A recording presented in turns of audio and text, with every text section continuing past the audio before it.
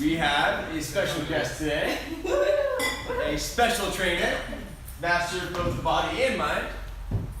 We have today leading us through probably my all-time favorite technique in NLP, parts integration. One of the coolest things ever. We have Miss Aubrie leading us through parts integration. So officially, good morning. Good morning. How's everyone doing today? Wonderfully. Fantastic. Fantastic? Mm-hmm. All right, so parts integration. Now, to start this discussion, I really want to take a meta perspective of change work and the work that we do with clients and the work that we do with ourselves. So when you think of change work, what do you think of? You can yell it out. What's change work to you? Transformation. That's a really good word. What else? What else is change work? Working through the blocks that are keeping you stuck. Working through the blocks that are keeping you stuck. Very good. So change work, and I really like what Frank was saying yesterday about framing. We have either ourselves or we have a client that we're working with, or we have a friend, a family member, who has a certain pattern of thought. Their neurology is wired in certain ways, thinks certain things at certain times. Now, what happens when change work comes into play is we notice there's an area of unbeneficial patterns, right? A client's not going to come to you if everything's perfect and they're having a great time in life. They might have even more of a great time, however. Most of the time it's because something just doesn't feel right. Something is just not sitting well, and there's another way, and they know there's another way to see things. So with change work, we're going from point A to point B, basically.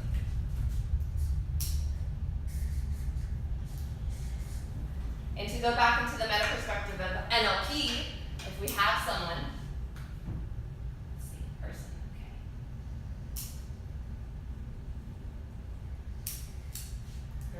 Oh, they got texting next, but it's okay. We'll fix that later. And then they have 2.3 million bits of information hitting their nervous system per second. Basically, a lot's going on around them. A lot's going on around in our outside world. Things are happening constantly, every moment of every second. Take that, and it transfers into their own neurology, their brain. They represent how they see the world. In an NLP jargon, it goes from 2.3 million bits of information to 126 bits of information. So there's a filter. Now, this filter narrows it down to 126 through our senses, so VACOG, visual, auditory, kinesthetic, olfactory, gustatory. And humans are amazingly complex. So what else is in here? There's beliefs, there's values, there's attitudes, there's fears, maybe even like traumas, decisions. There's so much going on when someone sees their world and experiences their world, and then something happens where it gets filtered and becomes something else, and becomes a thought. So change work is here. When we're going through change work, it's understanding that 2.3 million bits of information gets filtered into 126. So when we're helping someone with change work, this is what's changing. It's a different filter. Perhaps a new 126 bits of information. So change work is working with someone or working with ourselves or a friend and reinterpreting these filters and reinterpreting the 126 bits into a way that's more beneficial for them, into a way that's more ecological, into a way that makes more sense for them to have an empowering life. So, when we're working with a client, and there's this thing going on inside of them, you know, part of me wants to work out. I just really want to be fit. Part of me just wants to eat pizza. You know? Part of me wants to save money and be a millionaire. Girl, part of me just wants to go shopping. And there's this conflict. There's this internal conflict within them. This is parts integration. This is the beauty of parts integration. It's a technique, and it's something that we process with our clients. The beauty of parts integration is that just by having the communication itself during the technique creates change, can help see the problem differently. So most of these techniques and change work in general is shining light on what's going on. It's taking a step out of the situation and saying, this is the situation, rather than just being in the situation in the box. We help our clients say, here's your situation. That itself helps them see the problem differently. Helps them see that there's a situation rather than just reality and life. They step out of it. So the intention of parts integration is to scramble the reality just enough for them to see the problem differently. And change can happen instantaneously when you take these new perspectives, because NLP is about possibility. It's not about getting rid of our parts and getting rid of our things. It's about increasing choice. And if there's a new choice, like if here's the problem bubble, and they're inside the problem, and then creating choice is going outside of the problem bubble. The unconscious mind has built-in ecology. The unconscious mind has built-in ecology. Meaning, if there's a choice and a new neural wiring and just a new possibility that makes sense for their entire life, they're going to go there. However, a lot of times when we're in the problem bubble, we don't see that. Our clients don't see that because they're in the problem bubble. So parts integration is to pop out of the problem bubble and say, here's solutions, here's possibilities. And based upon how the unconscious mind works, if something makes more sense, change happens. So opening up the possibilities.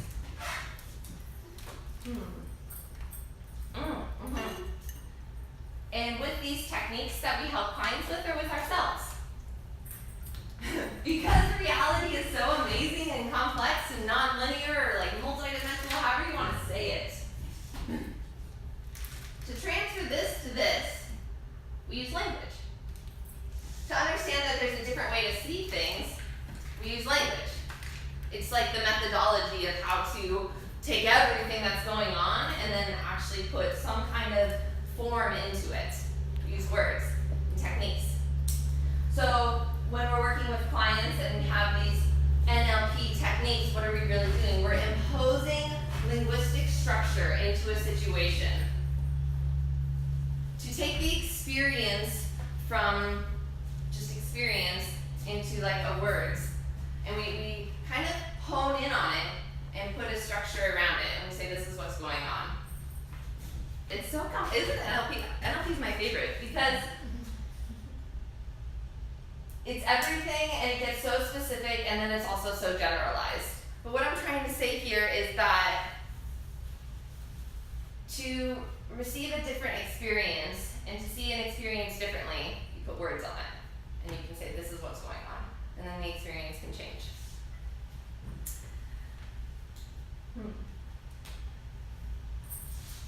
So with parts integration, what we have here is conflict.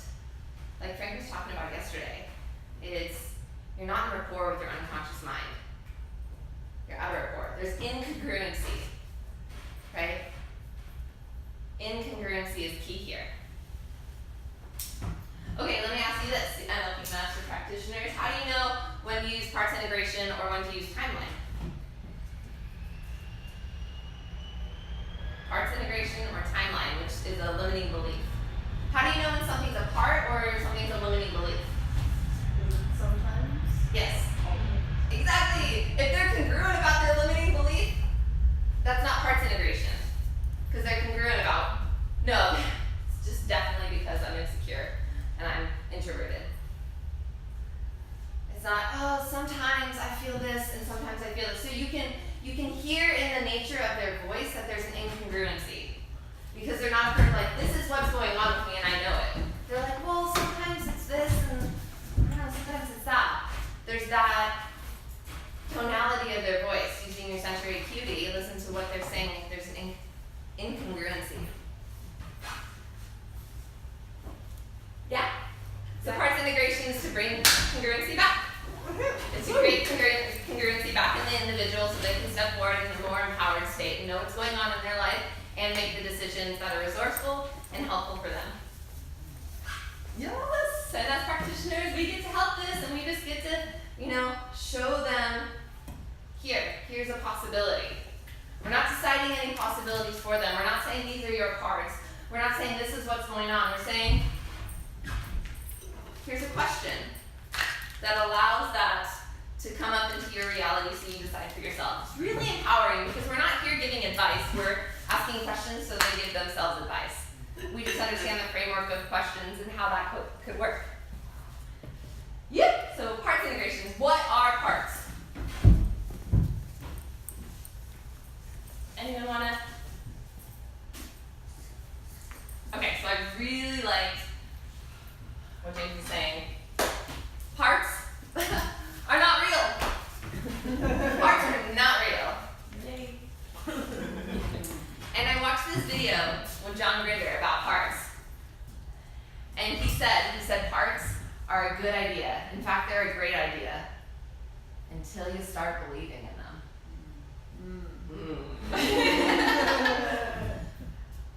So to give a big expansive view of parts and kind of a negative scenario of parts, it's multiple personalities. A trauma happens.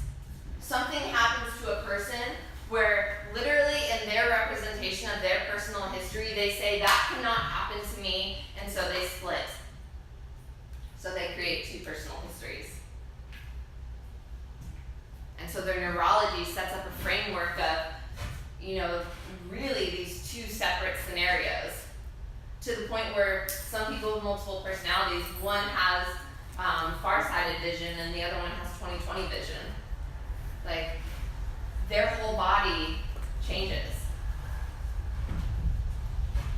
And so when we go into change work with parts integration, where the parts are a little less intense, but still so significant to an individual's life, we can understand that their brain has certain neural wiring for certain situations of their life. Do you play sports? Do you do any sports? I do. What do you do? Well, I like swim. Swim. Aerobics. Okay, swim. Great. And you work with kids. Definitely. Okay, so I'm sure that there's different resources and different ways of thinking and different patterns that your body moves and your brain works and the biochemistry of your body structures while you're swimming than while you're with kids.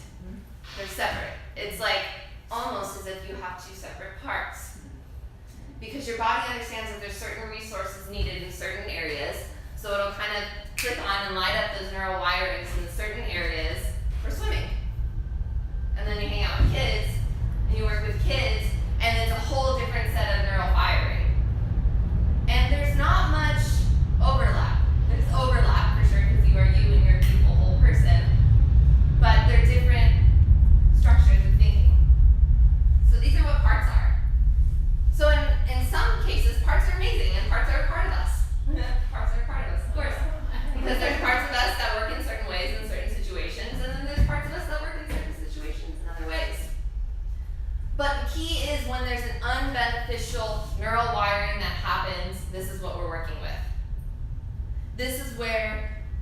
want to allow this part that's been unbeneficial for us for a while to come into the greater sense of who we are, what we want, and what we value as a person. So that there's more congruency. And that this part isn't hurting us or affecting us, causing us pain, or causing others pain. If it's unecological, we want to work with that part. So parts are modeled, so this technique is modeled from certain Gestalt therapies where they have like separate chairs and you like sit in the chair and be a certain part, sit in a chair. And I really like Virginia Satir. She had parts parties. So the family would come, she's married to a family therapist, the family would come to their session and like the wife would show up as the husband's anger. And so she'd be the husband's anger. And then the grandmother would show up as like the wife's insecurity or something like that, and she'd create these parts of parties. So NLP is about modeling and Virginia Satir. So we took that and we're like, oh, okay, so there are these different parts, these different ways of thinking, and these different scenarios that people go through. And when they're negative, we help the change work to establish more ecology.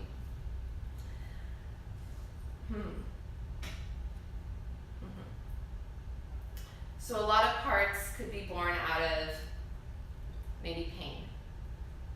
When you have a client that has a stuck state, and we all hear that, oh, when we go through a situation of pain, we want to protect ourselves. And so these parts could be trying to protect us. But when they're unbeneficial patterns, what are they really protecting us from? What are they really doing? And so what we do with clients is we shine light on that, and we say, here's the part. What does it want? Another thing I wanted to touch base on was like what else a part could be is, okay, so here's the definition of the key word.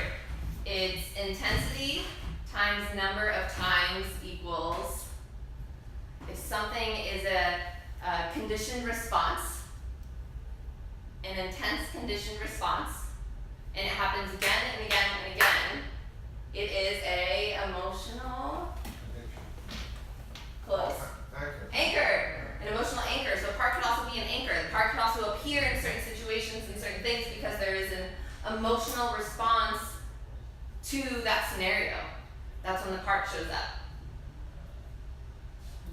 So that's what Mike was saying. We have sequential incongruence, or we have simultaneous incongruence.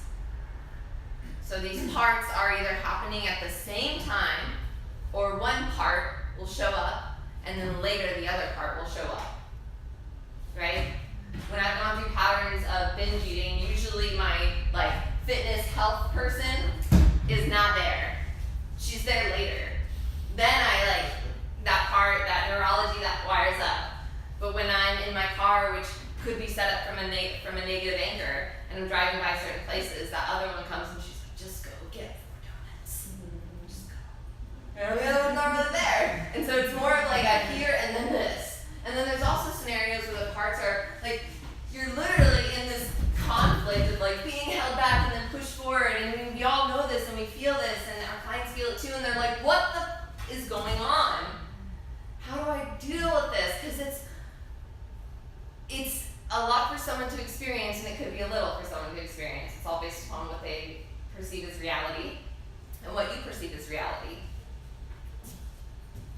This is making sense so far, the parts. I'm trying to get into like the meta perspective. Oh, but the best part is they're not real. Parts are part of the technique, and the parts aren't real until we make them real. And when you do that with a client, and when you assist someone, asking questions, giving them the experience to see these two parts, it's almost as if they can never look at the part the same again.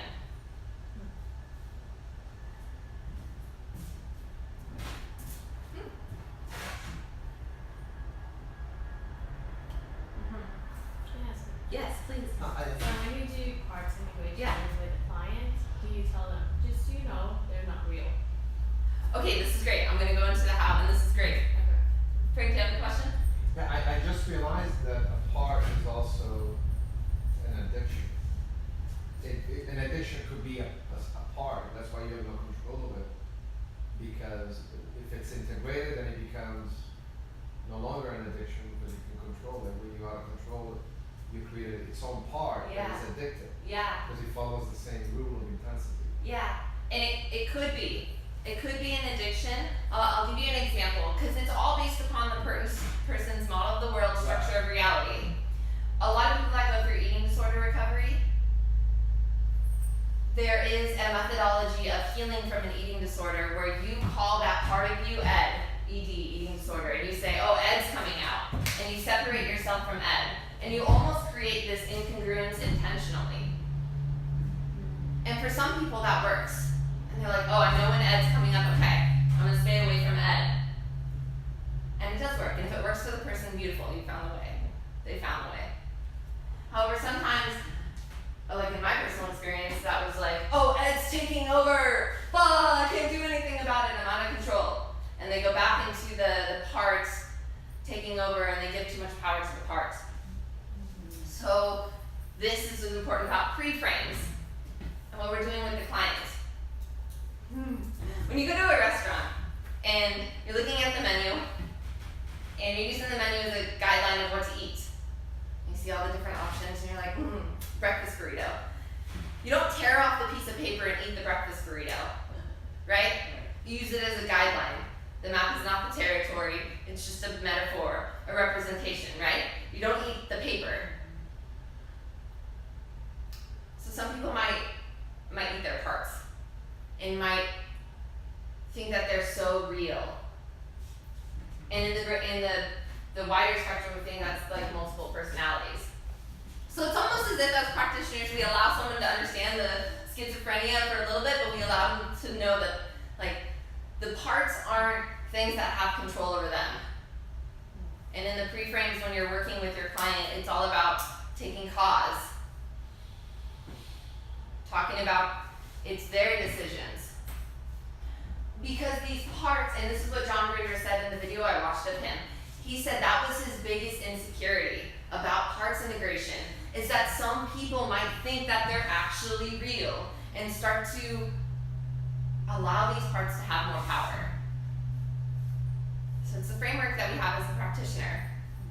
When you're working with somebody that's like super AD, you can say that. You can say like, these are a structure of your neurology that have happened to set up conditioned responses in certain scenarios. And what we're doing is shining light on the scenarios and when that neural pattern fires, so you can start to see it differently.